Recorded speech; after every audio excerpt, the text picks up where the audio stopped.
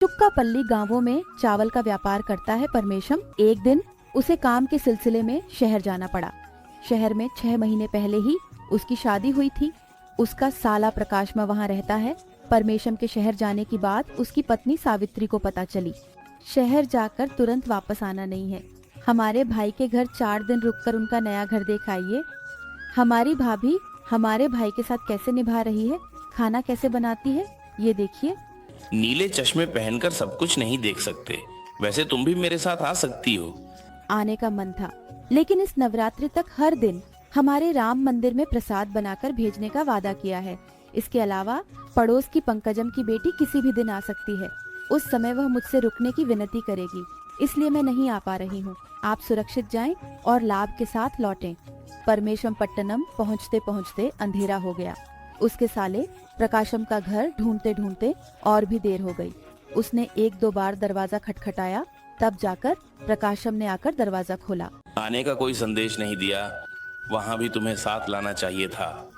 हमारी शादी में ही वहाँ देखना वहाँ कैसा है। तुम्हारी बहन को बहुत अच्छा लग रहा है। गांव में सब उसके रिश्तेदार हैं। सिर्फ बहन को पहले से ज्यादा प्यार है। गांव के लोग सबको अपने ही लोग मानते हैं। जीजा ने खाना खा लिया, लेकिन बाद में आराम से बात करेंगे। उनकी बातें सुनकर रसोई से मुख्य कमरे में आई परमेशम की पत्नी भाग्यम। नमस्कार भैया जी, कुछ सामान थोड़ा आया है। भाभी जी नहीं आई।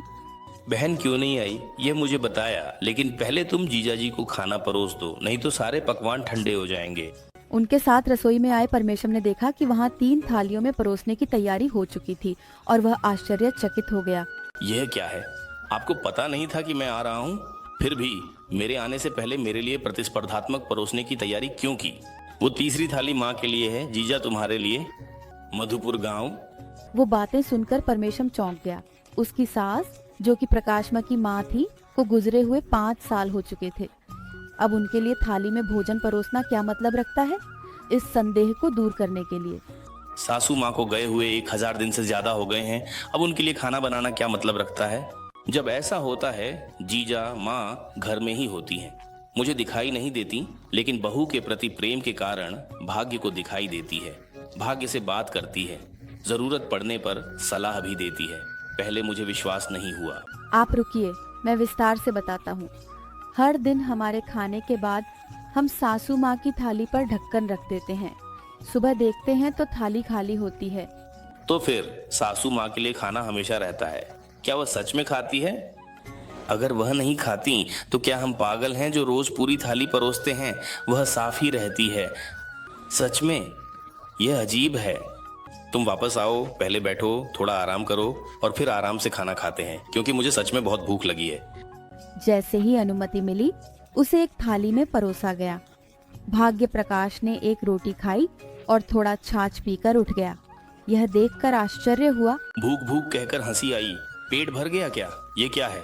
लगता है कि भूख लगातार बनी हुई है। वह ऐसा ही है भाई, जो खाना दिया गया है उसे बिना संकोच के सब कुछ मांग कर खा लो। भोजन समाप्त होते ही सास की थाली पर ढक्कन रखकर रसोई को साफ करके आई। भाग्यम ने फिर परमेशम के लिए सड़क के कमरे तैयार किए और कहा, भाई तुम सो जाओ बेचारा, पूरे दिन गाड़ी की यात्रा से शरीर थक गया होगा। वास्तव में बहुत थका हुआ होने के कारण परामर्श को नींद आ रही थी। बिस्तर पर लेटते ही उसे तुरंत नींद आ गई। उसे सुबह होने पर ही जाग आई। परामर्श को अभी भी लगता है कि प्रकाशमा और भाग्यम नहीं जागे हैं। परमेशम रसोई में गया और सास की परोसी हुई थाली पर से ढक्कन हटाकर देखा। आश्चर्य की बात है कि थाली खाली थी। स्नान करके उसने थोड़ा पहले ही भोजन कर लिया और अपने काम के लिए निकल पड़ा परमेशम। जब वह अपना काम निपटाकर शाम को घर लौटा तो देखा कि प्रकाशम और भाग्यम कहीं जाने के लिए तैयार हो रहे थे। प्रकाश एक तरफ जाकर थोड़ी देर के बाद परमेश को बुलाता है। 1 घंटे में आ जाएंगे। बाबा में कई लोग मदद कर रहे हैं, कुछ मत सोचो। 11-2000 दे दो, जल्दी ही तुम्हें भेजने की व्यवस्था कर दूंगा। थोड़ा।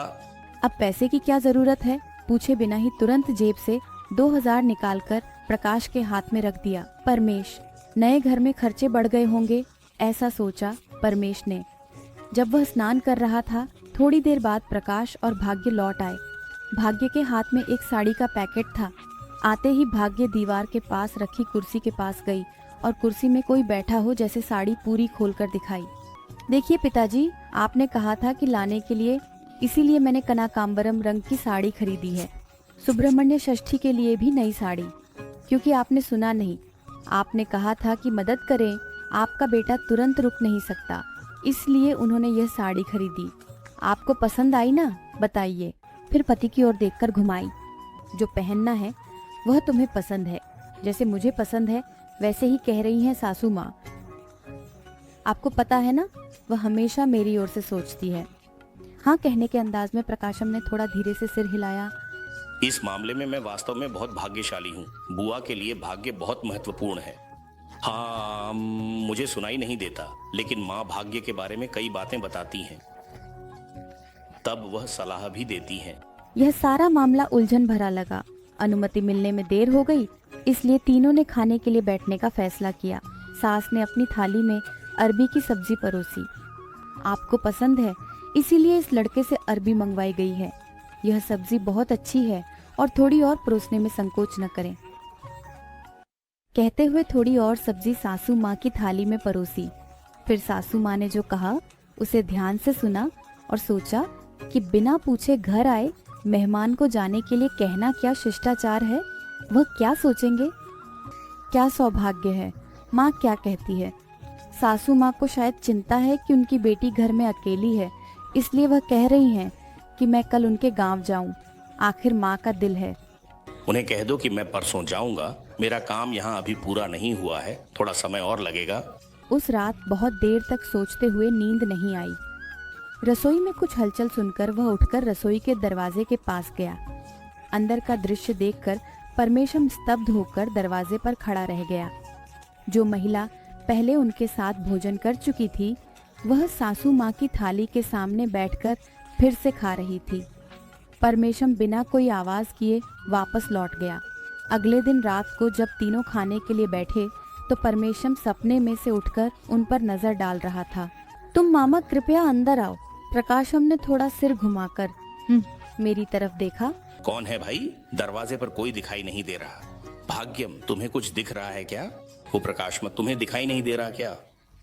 6 साल पहले गए तुम्हारे पिताजी आए हैं, दरवाजे पर खड़े होकर देख रहे हैं। कुसुमैया, कृपया तुम्हारे लिए दूसरी जगह पर थोड़ा परोसता हूँ, आओ और बैठो। कहते हुए उसने दूसरी जगह पर रखा। भाग्यम अविश्वास में सफेद पड़ गई और दूसरी थाली में परोसा हुआ परमेशम देख रही थी, आसमान की ओर देखते हुए। कैसे हो मामा जी? क्या बात है मामा जी, ऐसे कैसे आ गए, बताओ ना। प्रकाश में जो कुछ हो रहा था उसे दिलचस्पी से देख रहा था, अब और सहन नहीं कर सका। पिताजी क्या कहते हैं बाबा? ठीक है बताओ। और कुछ नहीं, तुम्हारी माँ कहाँ है? वे उसे साथ ले जाने के लिए वास्तव में आए हैं। दोनों का पाप सच में परिहार हो गया है। अब दोनों ऊर्ध्व लोकों यानी ऊपर के लोकों में ध्यान पूर्वक चले जाएंगे। इसलिए थोड़ा भी दुखी न होने के लिए कृपया कहाँ है? वे आपको आशीर्वाद देकर अभी चले जाएंगे।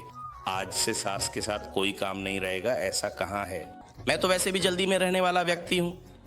अगर माँ कुछ और समय घर में रहती तो हमें बहुत खुशी होती। भाग्य, जो कुछ भी समझ नहीं पा रही थी, मोहन के साथ परमेश की बातें सुन रही थी। अगले दिन परमेश अंधेरे में ही अपने गांव चला गया। जब भाग्य बगल की चादर को साफ कर रही थी, उसे एक कागज मिला। वह परमेश द्वारा लिखा गया पत्र था। पत्र को धीरे धीरे पढ़ा गया। उसमें लिखा था, भाग्य, तुम्हें अपनी सगी बहन मानकर यह पत्र लिख रहा हूँ। तुम अपने पति के माता पिता के प्रति प्रेम और विश्वास को चतुराई से अपने स्वार्थ के लिए इस्तेमाल कर रही हो।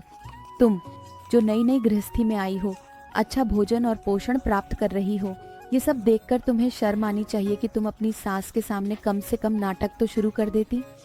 प्रकाश, जिसे अपनी माँ से अत्यधिक प्रेम है, मासूमियत से तुम्हारी बातों पर विश्वास कर बैठा। अब तक सब ठीक था, लेकिन तुमने अपने सास के नाम पर थोड़ा सा कर्ज लेकर साड़ियाँ और कपड़े खरीदे और अंत में घर आए मेहमानों को विदा करने के लिए अपनी सास को आगे कर दिया।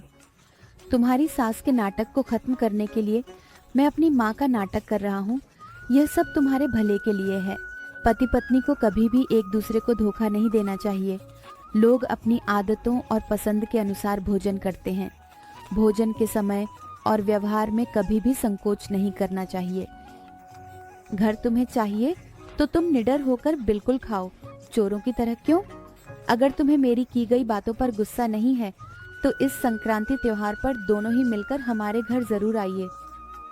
पत्र को पूरी तरह पढ़ने के बाद पत्नी को समझ में आया कि वह अब तक कितनी गलत तरीके से व्यवहार कर रही थी और उसे खुद पर ही घृणा होने लगी। इस बीच शयन कक्ष से आ रही रोशनी को देखकर, क्या बात है, तुम किसी गहरी सोच में हो? थोड़ा, वह क्या है मुझे बताओ। नहीं, कुछ नहीं। मुझे इस बात का दुख है कि हमारी शादी के बाद पहली बार घर आए हमारे दामाद को बिना कपड़े दिए ही भेज दिया।